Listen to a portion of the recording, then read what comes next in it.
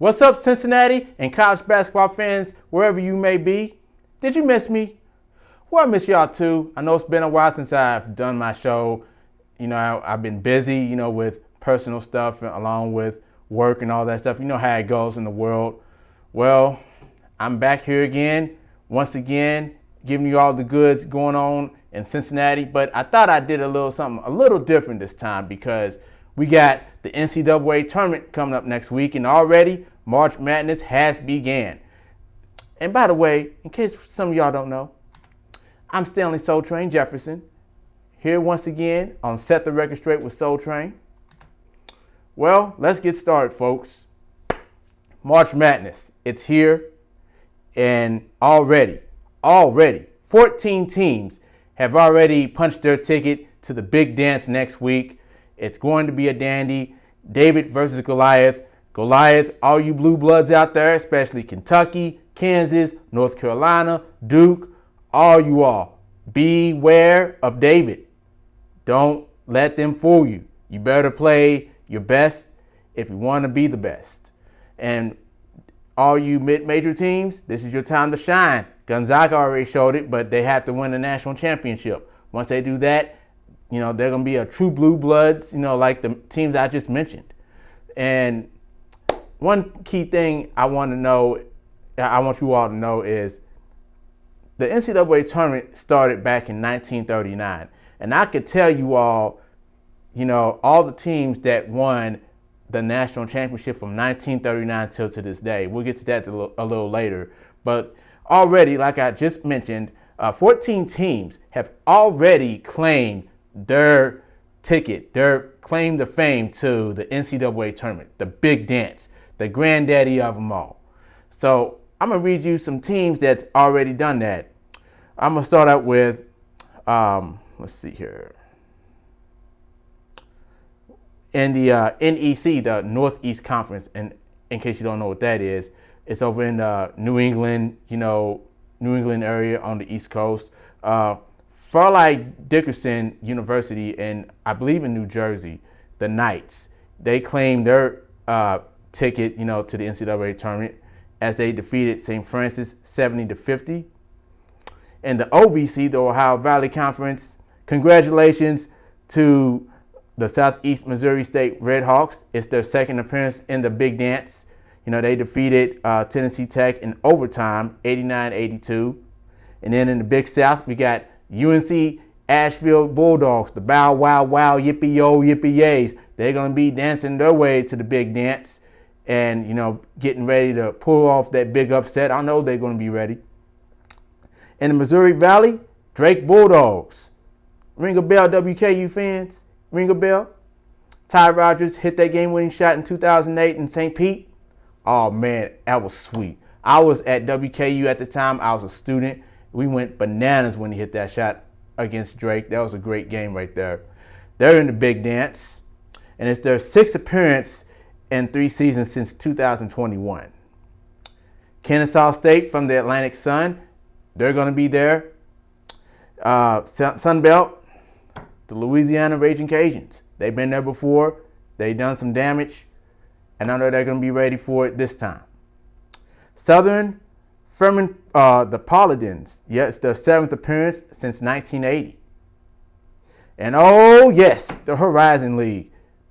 My homeboy, my ace, the former WKU star guard and coach. When I was there at WKU, he was the coach. Darren McKinley Horn and the Northern Kentucky Norse. They're going to the NCAA tournament. Finally. They claimed the Horizon League, tournament in 2020, but we all know it didn't happen. The NCAA tournament didn't happen because of COVID. But this time, COVID is not an excuse to let the Norse come in and make some noise. I know Darren Horn will have those guys ready, for the NCAA tournament and pull off some upsets. And I expect them, to do some damage. We'll get to my predictions on who's going to win the national championship here later. I got some dark horses in there too. Trust me, you don't want to miss out on that. Moving on in the CAA, Charleston Cougars. College for Charleston Cougars. they've been there before too. They had some great teams in the past. They're going to be there. And of course, the West Coast Conference, it should be called the Gonzaga Conference because the Bulldogs have won 24, they have won since, unlike 2019 since St. Mary's did it, this team here has claimed the WCC regular season and tournament championships almost every single year.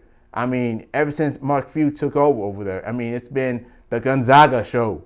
So St. Mary's, they're the only other team that really, gave them trouble, gave them some competition. But there's some other teams in the West Coast Conferences, really, stepping up to the plate. Look what San Francisco Dons did to Gonzaga at the Kennel earlier this year in Spokane. Moving on, the Summit League, Oral Roberts, Golden Eagles, that private school down in Tulsa, Oklahoma. Congratulations on making it once again. They almost beat Arkansas a season ago. They had a great team that year, and I know they have a much better team this year, and I know they're going to get over the hump. Again, it's worth me mentioning again, everybody, all the Blue Bloods, Kentucky, North Carolina, Duke, Kansas, all of you, you are all Goliath. Beware of David. Beware.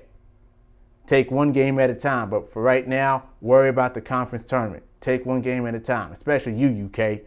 We'll get to y'all here in a little bit. The Southland League, we got Texas A&M Corpus Christi Islanders. It's their third appearance to the big dance. Colgate Raiders of the Patriot League. It's their sixth appearance, third straight, and their fourth in 5 seasons. And lastly, but not least, in the Big Sky, the Montana State Bobcats. It's only their fourth appearance in the NCAA tournament, and it's a back-to-back for the first time in school history. I know they're going to be hyped up being in the big dance as well. Well, y'all, I know I told you all I'm going to talk to you all about teams that won the NCAA tournament from 1939 to this day. And boy, you're in for a treat because I'm going to tell you all of them. In 1939, the Oregon Ducks claimed the first NCAA tournament championship. 1940 came the Indiana Hoosiers. 1941, Wisconsin Badgers. 1942, Stanford Cardinal. They were called the Indians back then. Now, 1943, the Wyoming Cowboys. Yeah! Yeah! 1944 was Utah. 45-46 was a team known as Oklahoma A&M Aggies, now known today as Oklahoma State Cowboys. They had some great teams right there during that time. 1947 was Holy Cross, the Crusaders. 48-49, oh yeah, I got the keychain to prove it that I'm a UK fan. Oh yeah, UK, you know it. They won back-to-back. They one of many few teams that won back-to-back national championships. We'll get to that here in a bit. 1950 was the City College of New York Beavers. They're now, I believe, they're a D3 school now. 1951, once again, the Kentucky Wildcats. 52 was Clyde Lovett and the Rock Chalk Jayhawks of Kansas. 1953, IU. 1954, let's see here. LaSalle, one of the Big Five schools in Philly. 1955 and 1956 was Bill Russell, K.C. Jones, and the San Francisco Dons. The only team in the West Coast Conference, not Gonzaga, sorry Gonzaga, but it's the only team in the West Coast Conference to win a national championship. 1957, oh boy, that was a treat. Triple overtime, both times for North Carolina, who claimed the national championship, and they're one of many teams that finished the season undefeated. The others are UCLA, of course, all those great teams with John Wooden, and the last team to really do it was back in 1976 with Bob Knight and the Indiana Hoosiers. 1958, Kentucky. 1959, Pete Newell and the Cal State Bears. And from 1960 to 1962, the state of Ohio shared a special bond of college basketball because they owned college basketball during those years.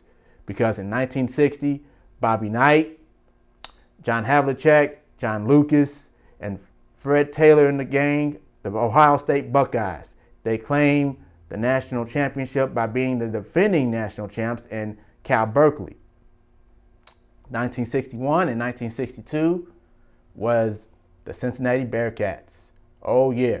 And matter of fact, speaking of UC, I got to turn it. Let me take this off real quick because I got to show some love. By the way, this is Northern Michigan University, my other alma mater. They're a D2 school. So I got much love for them. I don't know how they're doing right now, but NMU, everyone in Marquette, Michigan, trust me. I got love for y'all. I just want to show y'all I got love for y'all. I hope y'all doing well. And, go Wildcats. But let's focus on the D1 schools. Here we go. Oh, sorry about that. Got to turn on my mic. Hold on one second. Oh, yeah. I'm excited as much as y'all are. Trust me. Yeah, UC, you know it. They owned the 1961 and 62 national championships. Ed Jucker did a great job with those teams. Tony Yates was a part of that team. They beat Ohio State twice during those times. Bob Knight was playing on those teams as well.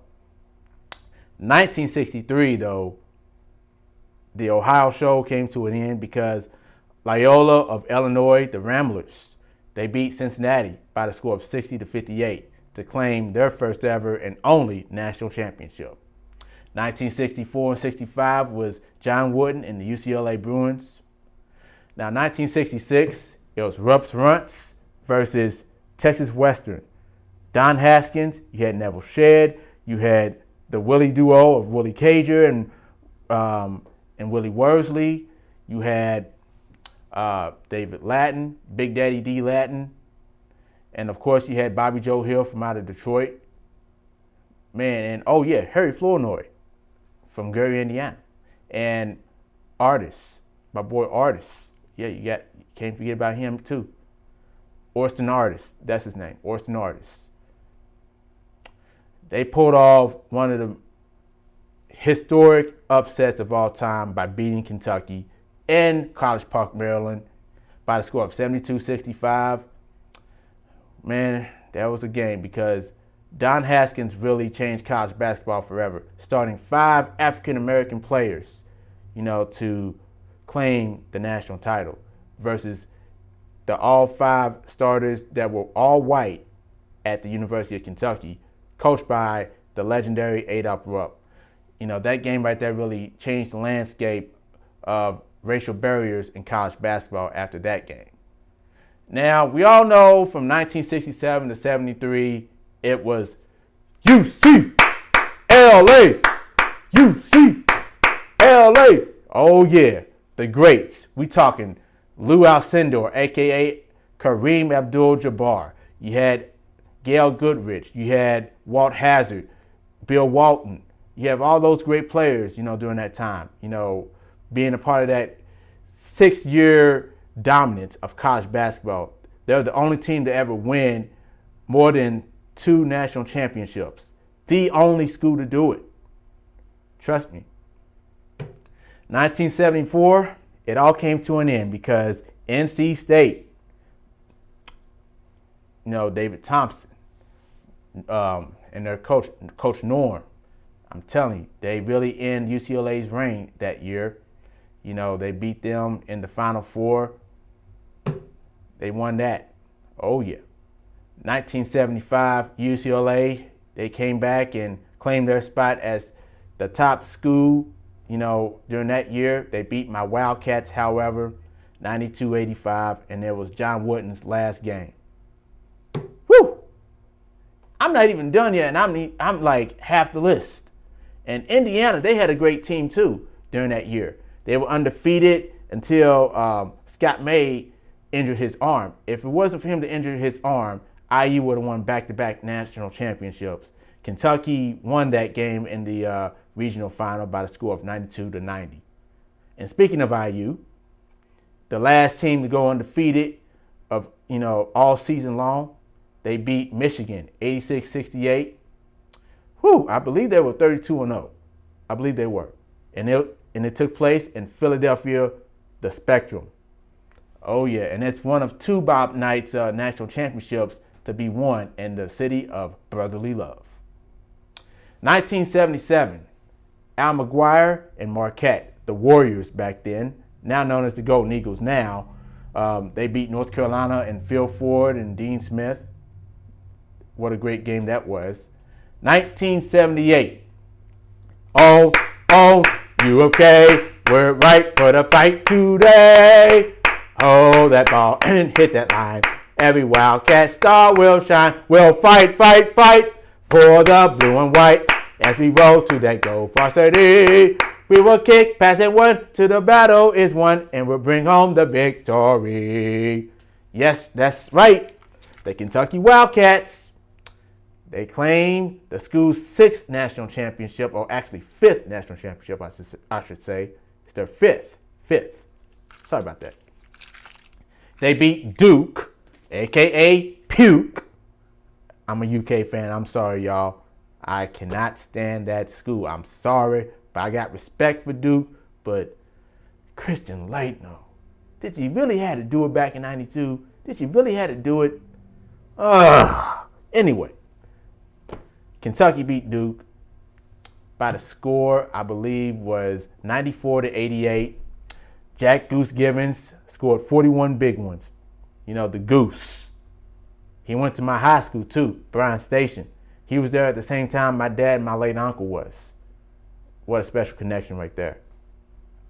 Well, 1979, it was the most watched NCAA national championship game of all time during the time. It was Irvin Magic Johnson, Judd Heathcote, and the Michigan State Spartans versus Larry Bird and the then undefeated Indiana State Sycamores. Until Gonzaga did it in 2021, Indiana State was the last team to go into the national championship game undefeated. Unfortunately, Larry Bird and the Sycamores, their dream season came to an end when Michigan State beat them by the score of 75-64. And if I'm correct, Irvin Magic Johnson was the most outstanding player of that year. 1980 was Dr. Duncanstein himself, Darrell Griffith, and the Louisville Cardinals. Denny Crumb's first ever national championship, one of two to be won in the 80s. Louisville and Indiana both won a national championship in the 80s twice. Only two teams did it. Speaking of Indiana, Bob Knight claimed a national championship once again in Philadelphia by beating North Carolina and Al Wood and James Worthy by a score of 63-50. Isaiah Thomas, he had a great game of his life during that time. Speaking of North Carolina, they came back and, redeemed themselves and gave Dean Smith his first ever national championship since he'd been coaching there since 1961. Michael Jordan hit the game-winning shot. And like Bob Knight, Dean Smith has won a national championship on the same floor, but this time this was at the Louisiana Superdome in New Orleans. They beat Georgetown by the score of 63-62 with Patrick Ewing, which started the rivalry between Jordan and Ewing going into the National Basketball Association. But Michael Jordan owns Patrick Ewing. Sorry, Patrick. I'm speaking the truth. 1983 was the Cardiac Pack of North Carolina State. They beat the Phi Slamma Jammers of Houston at the Pit in Albuquerque, New Mexico by the score of 54-52, thanks to that put-in dunk by the late Lorenzo Charles. David Wittenberg, it looked like he was going to shoot a shot, but it looked like it though, but it was about to go air ball, and then all of a sudden nobody didn't move except for Lorenzo Charles, and dunked it in as time expired. And that's when That's when, this quote that the late Jim Valvano always says, don't give up. Don't ever give up. This NC State team did not give up that year. They did not give up. Even though their NCAA hopes was on the fritz, it's like they had to win the ACC championship, tournament championship that is, to get to the big dance. They did that by slaying Virginia twice. Once in the ACC tournament and also in the Elite Eight of the NCAA tournament. And it wasn't easy either. It was not easy, especially in the Elite Eight. Ralph Sampson, they could have won it all that year and the year before, but NC State and all those other teams, they had other ideas. 1984, Georgetown, Patrick Ewing, and the late John Thompson. They claimed their first ever national championship together for the scoop. They defeated Hakeem Olajuwon, Guy Lewis, and the Houston Cougars by the score of 84-75 in Seattle. What a game that was. And it also started another rivalry between Hakeem and Patrick Ewing. And Patrick Ewing, unfortunately, he didn't win the NBA title because in 94, it was Hakeem Olajuwon and the Houston Rockets that claimed one of two NBA championships in the 90s. 1985 was the classic upset of all time. Villanova beat the Georgetown Hoyas in my hometown of Lexington, Kentucky, 66-64. Ed Pinckney and in the game, they were hitting lights out during that game. 1986 in Dallas, it was the Louisville Cardinals. They beat Duke by the score of 72-69. 1987, Keith Smart with the game-winning shot, winning the Hoosiers their fifth national championship to this date by beating Syracuse with Ron Cycli and Derek Coleman by the score of 74-73. And a true fact, Tony Delk of Kentucky, I'll get to that later, and Steve Alford, they both hit 7 3-pointers. It was a NCAA tournament record at the time. And I believe that's still a record if I'm correct. 7 3-pointers, and Keith Smart hitting that game-winning shot, and it was against the same opponent, Syracuse. Whew! I'm not even done yet. I'm like getting to the 90s here. I'm sorry, y'all, but I have to do it. I have to do it. Ooh! But 1988 was Danny Manning and the Miracles of Kansas. Rock Chalk Jayhawk. They beat Stacey King and the Oklahoma Sooners by the score of 83-79 in Kansas City, Missouri, that is. There's a Kansas City, Kansas, but everything's in KCMO. All right, moving on. 1989 was Hail to the Victors, Michigan. They beat Seton Hall in overtime. Romeo Robinson hit some game-winning free throws to give the Wolverines their first and only national championship by the score of 80-79. 1990, UNLV beat the crap out of you-know-who, Duke. Ugh. 103-73 in Denver, Colorado. 91-92, we all know who won that. D-U-K-E, Duke. Grant Hill, Christian Laettner. They really owned college basketball during that time. And keeping it in the Tar Heel State, 1993, North Carolina. They won the national championship by defeating the Fab Five, 77-71. And there's a certain incident that happened in that game when Chris Webber happened to call a timeout that Michigan didn't have. That really costed them the game. 94 was Woo Pig City Razorbacks. I'm talking Arkansas. Sparkansaw, that is. They defeated Duke and Grant Hill in his senior year. They defeated them in Charlotte, North Carolina by the score of 76-72, if I'm correct. Yeah, that's right. 1995. For the first time in 20 years, the UCLA Bruins are back on top in the college basketball world They beat Arkansas by the score of 89-76, if I'm correct. Yeah, it sounds about right. 1996 was my Wildcats. They beat Syracuse 76-67 in the Meadowlands. 97, the other Wildcats, Arizona that is, they defeated my Wildcats by hometown team by the score of 84-79 in overtime. 1998, Kentucky over Utah 78-69. 1999, UConn, they defeated Duke 77-74. 2000, Michigan State and the Flintstones. The Flintstones. We talking Mateen Cleaves, Charlie Bell, all those guys from Flint, Michigan. They defeated the Florida Gators 89-76, giving Tom Izzo his first and only national championship, and it was Michigan State's second national championship since the Magic Johnson year in 1979. 2001 was Duke. They defeated Arizona during that year.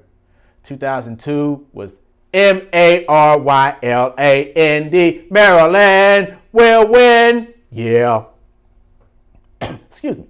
They defeated Indiana, a surprising Indiana team that is, by a score of 64-52. Now let me tell you something about Indiana. They played the Sweet 16 and the Elite 8 in my hometown of Lexington at Rupp Arena. The same night where Kentucky lost the eventual national championship, Maryland in the Sweet 16 by the score of 78-68, Indiana did the unthinkable. They came back and defeated Duke. I believe the final score of that game was 74-73, if I'm correct.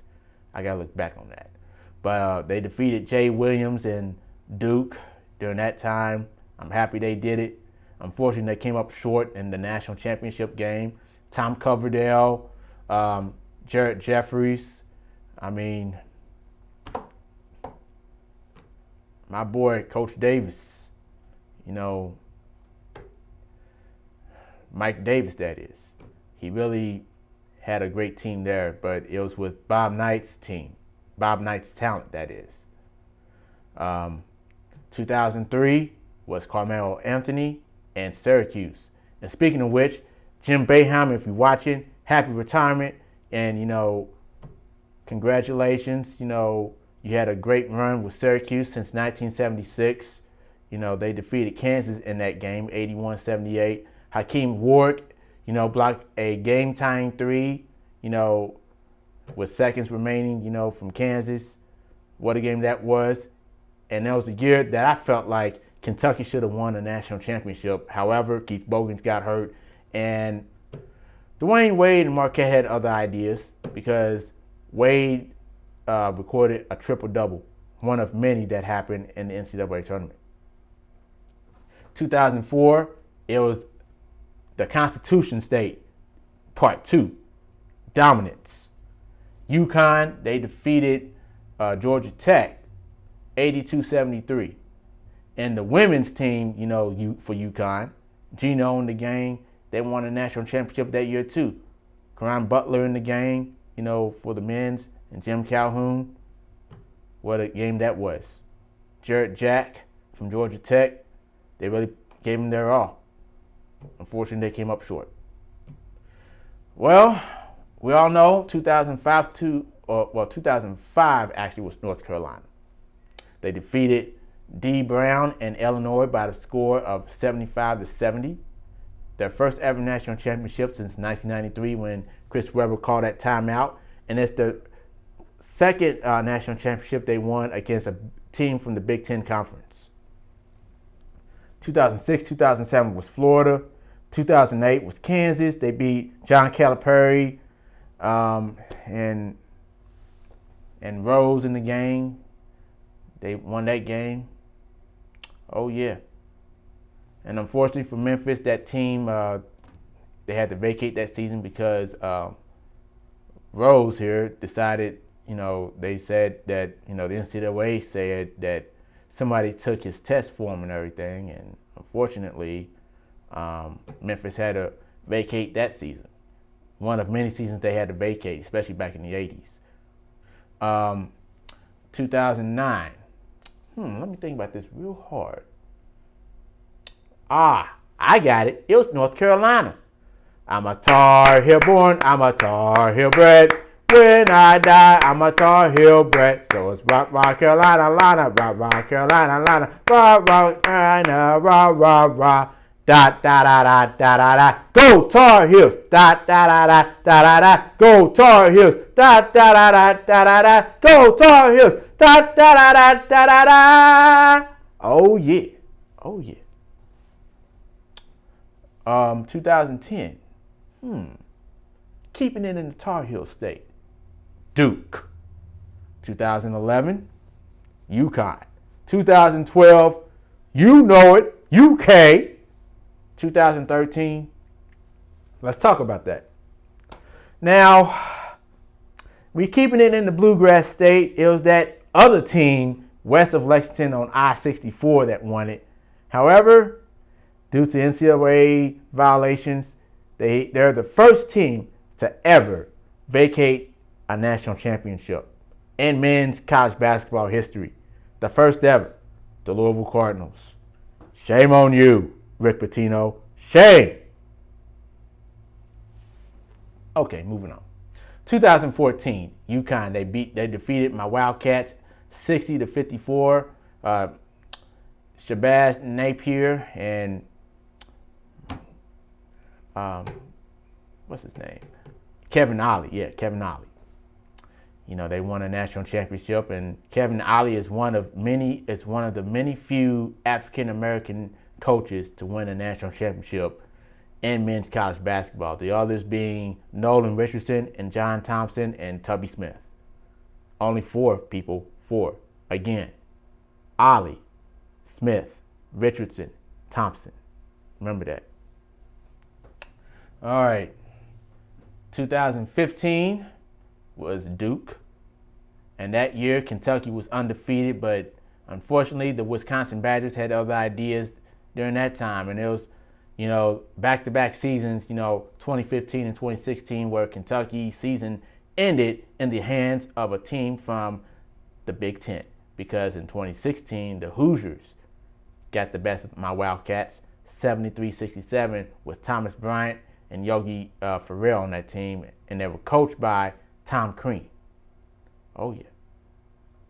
2016, Villanova, Jenkins hit the game-winning shot against North Carolina at the buzzer. I know Michael Jordan was crying and was sad like a puppy that game. North Carolina should have won that game. However, North Carolina, they squeaked by my Wildcats in the Elite Eight the following year, 75-73. And they defeated Gonzaga in the national championship game. It was Gonzaga's first ever appearance in a national championship game. And it wouldn't be their last. All right. Moving on here. 2018, Villanova. 2019, Virginia. And we all know in 2020 there was no tournament. And 2021 and 2022, it's all about the Big 12. Because for the first time since 1966, Baylor claimed the national championship in the Lone Star State. They're the second team in the Lone Star State to win the national championship. They defeated an undefeated Gonzaga team at the time. What a game that was. And lastly, and surely not the least, keeping it in the Big 12 once again, it was Kansas. They defeated North Carolina. Oh, yeah. Sorry, y'all. It's been, I know it was a little long, but we talking 1939. I mean, I'm telling you. These were some great teams that won, and some surprises, too. Teams that we wouldn't even expect to win the national championship that year. These years. We wouldn't even expect. But I'm just here to tell you, the NCAA tournament, it's called March Madness for a reason. It's all about the madness. People's brackets gets busted. But it's also about having fun. Whether your team wins or loses, just be grateful that they made it in the NCAA tournament and made noise. That's all. That's what it's about. Having fun, showing some sportsmanship, having fun with your friends and family, and getting all cheered up for the games and getting all cheered up if they lose and stuff like that. I mean, it's emotional for the coaches, it's emotional for the players especially, and it's emotional for the fan base. I mean, this is an emotional time, the month of March. This is an emotional time for college basketball fans everywhere, including myself. Well, I have some predictions for the national championship game, people. I have I have a top 9, but unfortunately I only had to fit 8 on the screen because unfortunately, the screen's not big enough. Give me 1 second here. All right, here we go. All right, y'all ready to see the top 8 teams that I feel like that could win the national championship this year? Well, I'm going to show you right now. All right, people. Obviously, I'm from Lexington, Kentucky, and I have to start with my hometown team, the Kentucky Wildcats. I expect them to make some humongous noise. Hopefully, they can have Severe Wheeler and Casey Wallace back, for the SEC tournament. If not, for the NCAA tournament, I hope they can, be back to help make some noise, for the team. Kentucky's overdue for a national championship. We haven't won one in 11 seasons. And last year, it was a shocker. Losing to St. Peter's Peacocks. Are you kidding me? UK, I expect y'all to do better. And Kentucky is the only blue blood to not win an NCAA tournament game so far this decade. So I expect Kentucky to really make some noise and, get back, to where they belong, and that's into the national championship game and win it.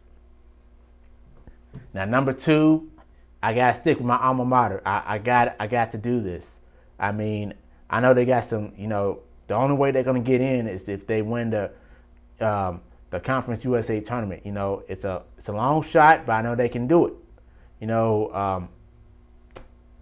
They have a good team with the tallest basketball player, in the land right now, and Sharp. I mean, I just hope that Rick Stansbury can really, turn it around and really take them to the tournament because he has yet to do that so far as coach at Western Kentucky. The Indiana Hoosiers, they, like Kentucky, they're overdue for a national championship. I wouldn't be surprised if UK and IU played for the big prize. For the first time since 1987, it'll be Indiana's first national championship. I expect them to make noise. Mike Woodson, he's doing a good job over there at his alma mater. He really got the fans believing again and filling up Assembly Hall like they're supposed to. I expect them to do some big damage this year. Gonzaga, I expect them to really step it up a notch. I mean, they're overdue for a national championship. They came close twice because they appeared in the national championship game twice, again in 2017 and in 2021 when they were undefeated until Baylor ended up beating them. Now, number 5 is a shocker. I know it's a shocker for everybody in the college basketball world, but I got to give Darren Horn in the North some love. I got give people love here and, here in the Tri-States. I expect them to make some noise. They could be a dark horse. And speaking of some dark horses, don't forget about Xavier. Sean Miller, coaching Xavier again, his second stint at the university. He got them playing very well, and I expect them to make some noise during that time. Michigan, they haven't done it since 1989. Juwan Howard, he took them to a Sweet 16, two seasons in a row. I mean, I expect them to really make some noise, because they always do in the NCAA tournament the last 2 seasons, but we'll see what happens in the Big Ten tournament here, this week. In Kansas, it's a long shot for them to repeat. It's hard to repeat nowadays, but the Florida Gators did it, they did back in 06-07 with Joakim Noah, Al Horford, and Brewer in the game, Billy Donovan. They had a great team back then, but Kansas Jayhawks, I expect them to really make some noise in the NCAA tournament like they always do. But unfortunately, again, it's worth me mentioning again, Kentucky's going to do it. And oh yeah, there's a ninth team that I forgot to tell y'all about. It's the team I'm wearing, the shirt I'm wearing right now. Cincinnati. I got to keep it fresh here in Cincinnati. I got to keep it fresh in the tri-states. So B-Cats, Cincinnati B-Cats, you know, I'm depending on you. You know, I expect y'all to make some noise in that tournament. Please win the conference tournament. Make me proud. And, you know, do some damage in the big dance. Whew! Well, folks, I covered a lot today, didn't I? Oh, yes, I did. Yes, I did. I mean, this NCAA tournament, I'm telling you, you know, it's going to be a dandy next week. You know, with the conference tournament, anything can happen. You know, that's one thing you need to understand for those of you all that's not familiar with college basketball. During the month of March, anything can happen. Even if ESPN tells all you all that, say, for instance, North Carolina, they expect North Carolina to win the ACC tournament and, you know, and go to the Final Four, win it all.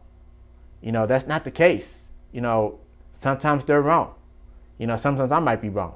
You know, with the predictions I just made, I might be wrong. But I'm just here to tell you, anything can happen. You got to play your best. You know, don't take your opponents for granted.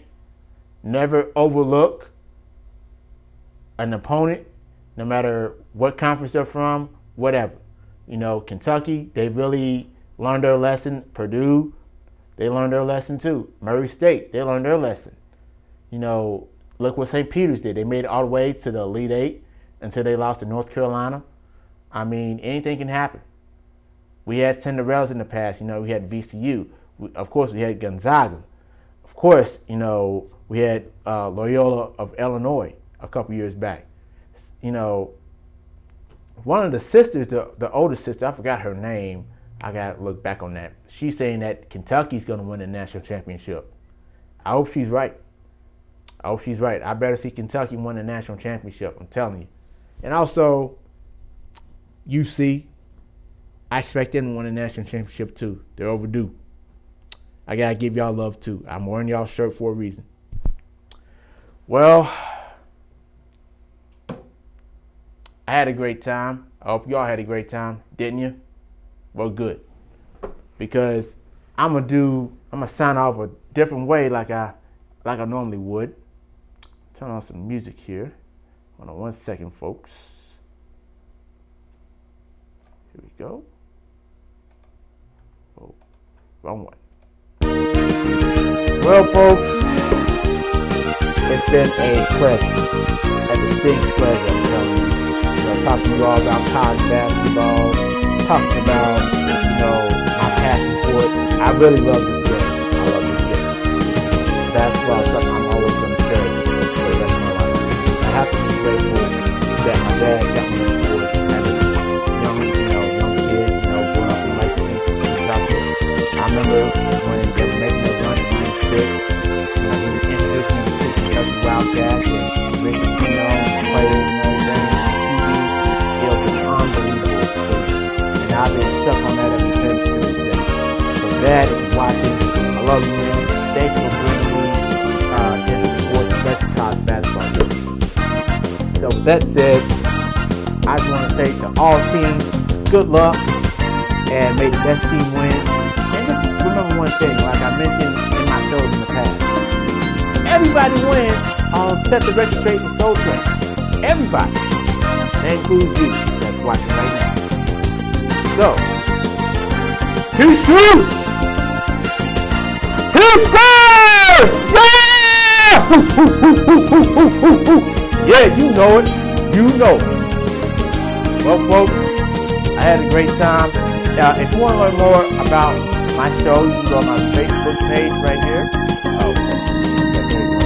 You go on my Facebook page, Set the Record Straight with Soul Train. You can look at the latest posts that I have on my show, and including this show right here that I'm going to post here shortly. You can check it out on there. And also, too, while you're at it, if you have any ideas, if you want to be on my show, if you have a nonprofit organization out there that needs to be recognized, or you want to spread the word about the organization or events that they have, you can feel free to contact me at spj285@yahoo.com. Contact me there, or you can even post something on my Facebook page. And also check out my YouTube page, Broadcasting Genius. You'll find a lot of videos on there too. It's under Set the Record Series. Well,